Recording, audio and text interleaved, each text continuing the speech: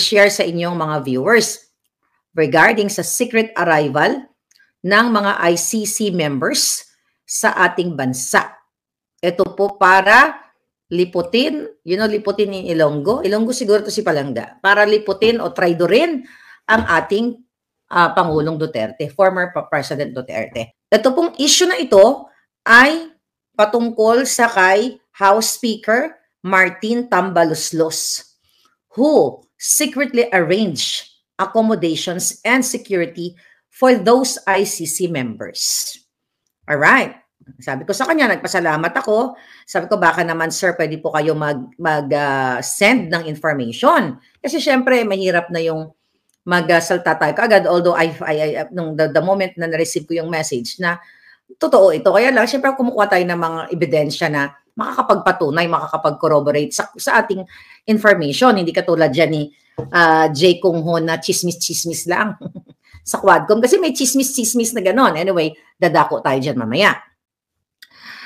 Okay, Ms. Maharlika, there are several ICC teams na pumasok, okay, sequentially sa ating bayan simula pa po noong October. Okay? Sabi niya.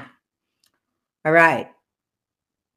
Isa po sa investigators ay nagngangalang si William Rosato ay nasa bansa na. Nakastay po siya sa Raffles Hotel since October 29.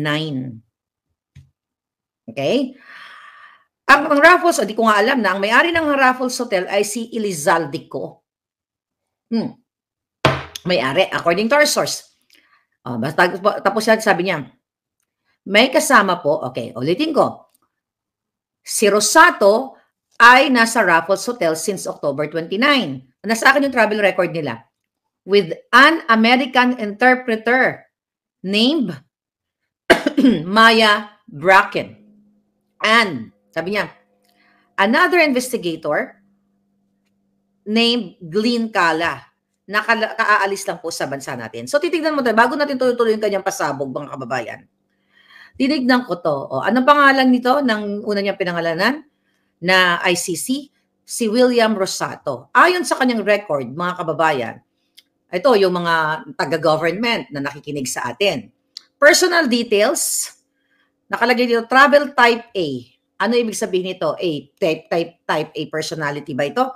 Kasi ginugol natin. Ang sabi dito, travel type A, travel port NAIA 1. Status A, flight number, dito siya sumakay. Flight number MH804. Actually, Googleable yan, i-Google nyo yan. MH804. Okay, ito yung pangalan niya. So, travel date October 29, 2024, 10:19, 10 p.m., 19 minutes, and 10 seconds. Dami na, 10:19, 10 p.m. Okay? Ang admit status na is EO408. Para pakita lang natin yung background ng passport para maniwala lang kayo. Pero hindi natin pwede pakita information. Ayan yung background ng passport talaga. Alright. Next. Pintahan kaya natin yung ulo niya. Pintahan natin yung ulo niya. Tingnan lang. Pipintahan ko lang yung ulo niya. Okay. Tingnan natin yung ulo niya. Paano ba natin ito pipintahan? Wag na. Sige, yun na lang. Baka mahirap na. Alright. So, ang sabi sa report ng ating puting ahas ay meron siyang Amerikanang interpreter na si Bracken Maya Destura. Okay? May bitbit siyang interpreter. Itong si Maya, what? Oh, place of birth? Oh, Filipino-American. Okay. So, based sa kanyang passport, ano to? US passport siya. Lagay lang natin yung shadow, Hindi natin papakita yung buo. Ayan, state. Ayan, yung buo. Parang maniwala kayo sa kay lola nyo. Ayan. Ay, tanya yan? Ayan yung passport ni Bakla. Okay? Tignan natin. Nationality niya is United States of America. Place of birth, I think to sa Pilipinas ipinanganak. Wait. Place of birth, Philippines. Yeah, I believe. Place of birth, Philippines. Okay? So, 1966 siya ipinanganak. Okay? So, yung isang kasama nila, isisend ko to kay PRRD. Mamaya. Isend ko to sa lahat. Okay, lahat ng pwede nating isendan. Okay. Balik tayo sa mensahe, mga hitad. Sabi ni Palangga, pinapasok ito. Okay, ito message niya. Ha? Balikan natin yung message na yun.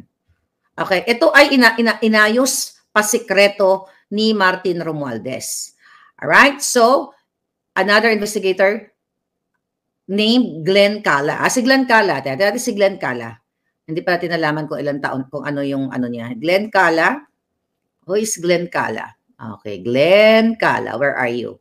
Si Glenn Cala, or Glenn Cala Roderick Thomas, ang kanyang buong record dito. British citizen na ipinanganak noong 1986. Alright.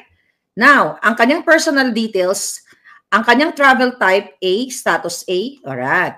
Tapos sa ANAIA 1 din siya, flight number PR515.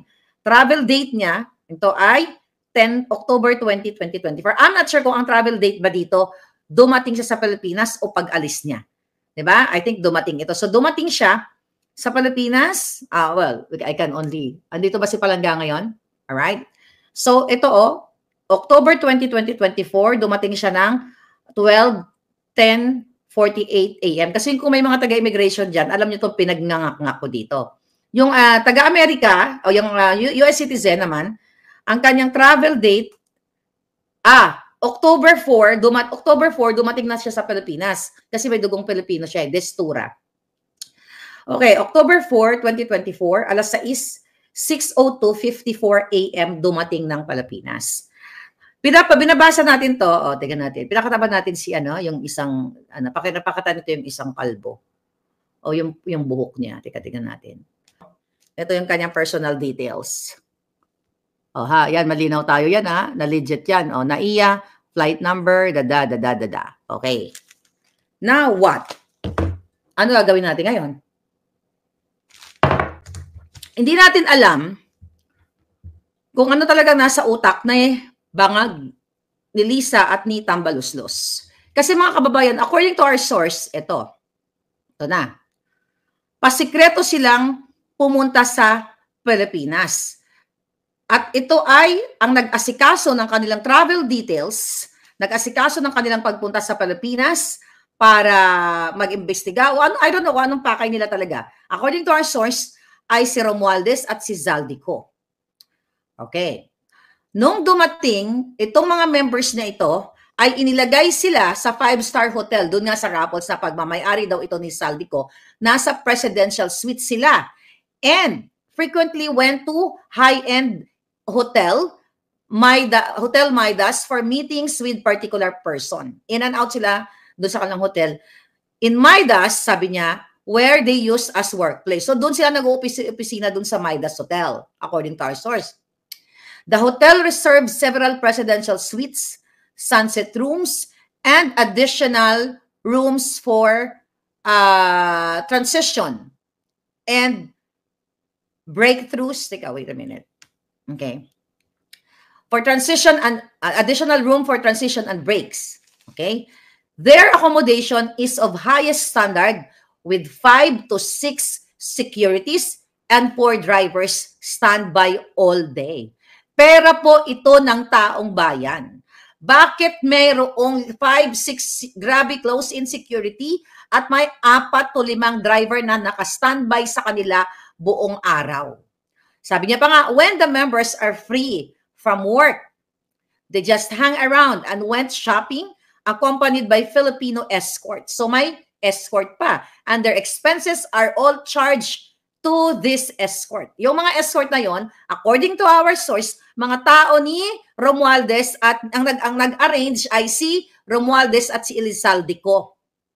Sabi niya, okay, ma'am, sabi niya, mayroon pa nga pong incident na itong ICC members urinated in the neighborhood of Tambaluslos Villa, which caused neighbors' complaints. So sabi niya, may pagkakataon na dinadala ni Martin Romualdez sa kanyang lugar, sa kanyang bahay, at may neighbor na nag-report, siguro nalasing, I don't know, kung sino doon sa 3 na ipinakita natin, hindi naman siguro yung babae, na umihi at ito ay nireport ng kanilang kapitbahay.